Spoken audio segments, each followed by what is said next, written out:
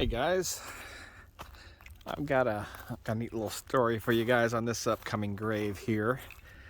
I'm in Alabama, southwest Alabama, and I'm here for the grave of William Harrison.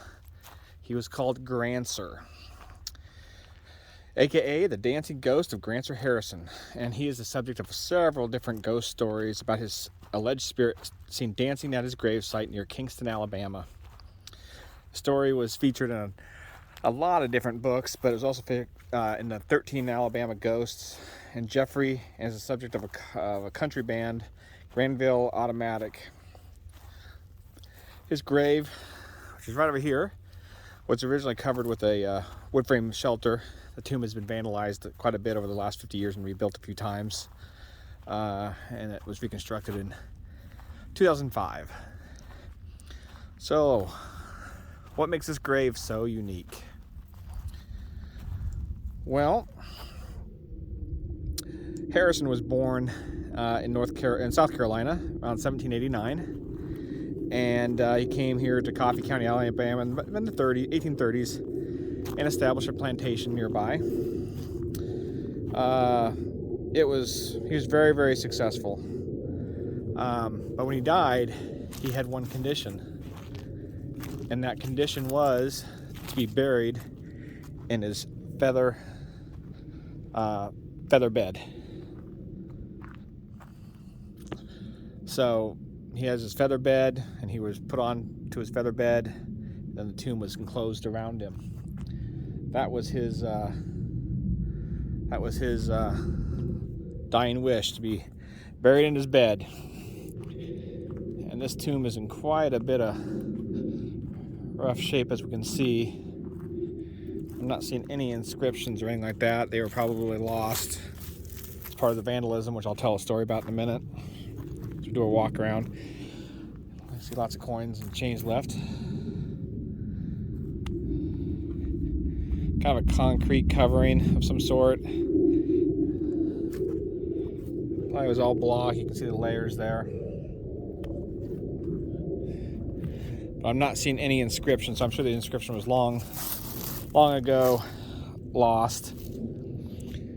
And I'm guessing with these little bolts coming out, I'm guessing there used to be a fence around here. So let's talk a little bit more about William Grancer. Let's talk about the ghost story here. He was, like I said, he was a successful cotton planter and is said to have owned a large number of slaves in the county, the largest in the county.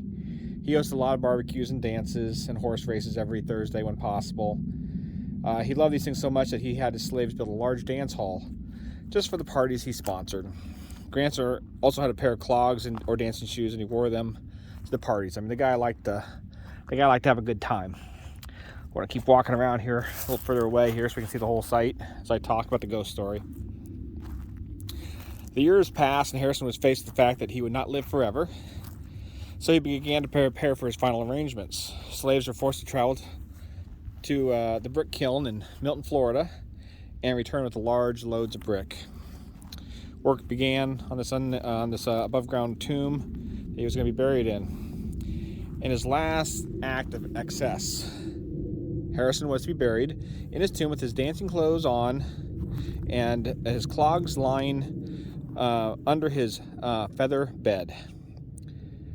The burial site here was within the nearby, it was basically within earshot of his dance hall, so he could hear the party still going on.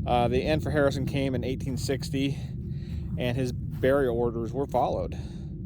The Thursday night dances did continue. It just, they say it wasn't the same without Harrison there, kind of leading the party. Eventually, people began to tell the tales of the passing on Thursday nights, that when you could hear the fiddling and the music coming from the dance hall he had, he'd be dancing atop his tomb. So that's the ghost story. Unfortunately, the cemetery has seen quite a bit of vandalism. It's pretty rural Alabama, and the tombs particularly. The tomb did have some specific targeted. With any rich Southerner, there was always a thought of, well, maybe he had some gold, or he was buried with his riches since he was buried with everything else. So in 1864, like I said, a few years after his death, some others came to see if that story was true, and they blew open his tomb with dynamite. And the only thing they really succeeded in was blowing up the tomb and spreading his remains basically all over the place. There was no gold. Then again in 2010, there was approximately 50 headstones in the cemetery that were tipped over as just vandalism.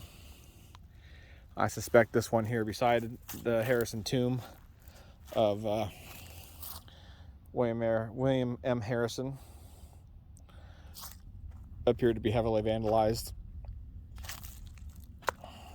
with all the cracks in the very, very large slab. And it was actually shifted off the base some. So that is the story of the Harrison grave, buried on top of his feather bed with his dancing clogs underneath, ready for him in the afterlife.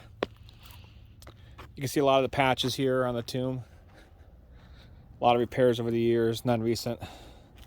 All those patches. Not quite sure what the pedestal there was at one time. And there's possibly another grave right here beside it. I'm sure of it. Unmarked, of course.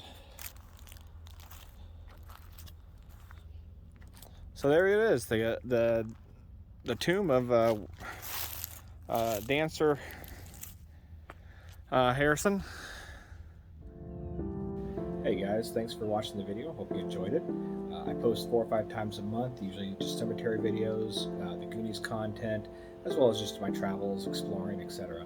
So if you take a few seconds and just hit that little subscribe button, that would be great, so you don't miss anything coming up. And in the meantime, here's a few more fun videos I hope you'll enjoy.